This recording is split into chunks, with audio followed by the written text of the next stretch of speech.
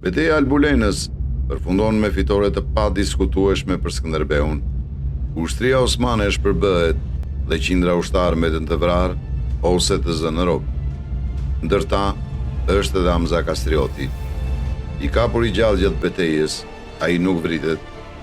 Skënderbeu vendos mos ta ekzekutojë nipin e tij, ndoshta për shkak të lidhjes së gjakut, ndoshta për t'i dhënë një dënim simbolik.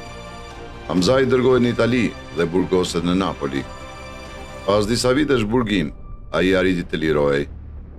Shumë historian kanë diskutuar se kush mund të kenë ndikuar në lirimin e tij.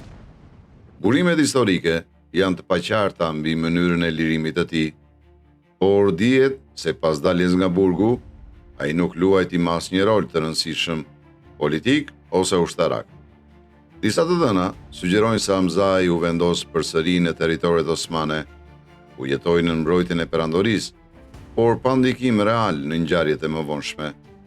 Ai mbeti një figurë periferike, larg skenës së madhe historike, ku dikur kishte tentuar të ngrihej.